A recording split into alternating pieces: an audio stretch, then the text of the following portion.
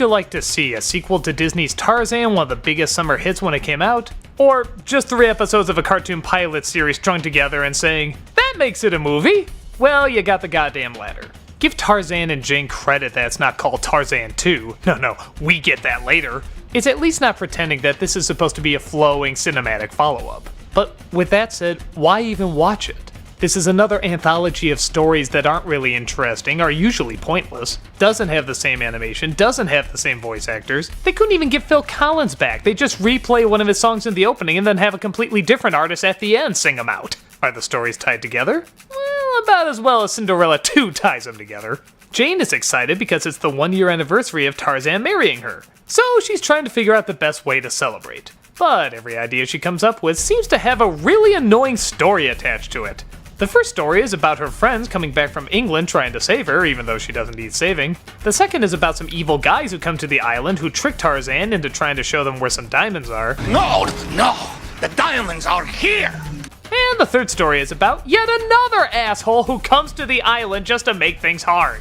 The moral of the story is anyone who comes to the island not wearing a dress is gonna be a dick!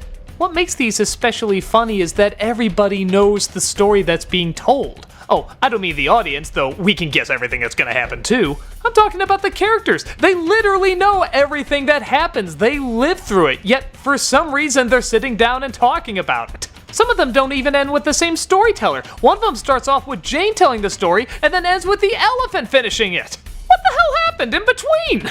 As you can tell from the animation, this doesn't look especially cinematic and looks more like a TV series, which it eventually became. This was all just a test to see if kids would watch Tarzan and Jane in several different stories.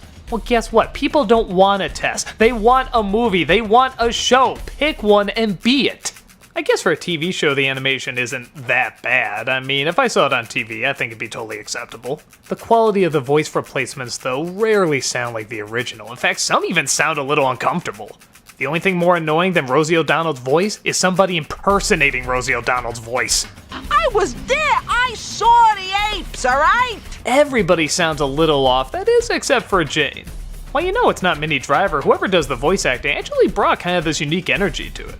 On top of that, Elaine's boss plays one of the villains. Now that's just ideal acting. And sometimes the friends get a little bit of a laugh too. I don't know, I think it's just the people doing the impersonations there are a little odd. Not the worst, just kind of awkward. It's made even more awkward by some of these lines. This one woman clearly has an attraction to Tarzan and talks about how hot it would be if he was in a cage. Jane, perhaps you could put it back in its cage now. Cage?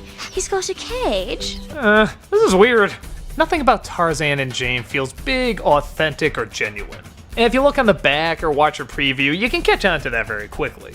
It is what it is, a quick cash-in to see if they can launch this Disney series.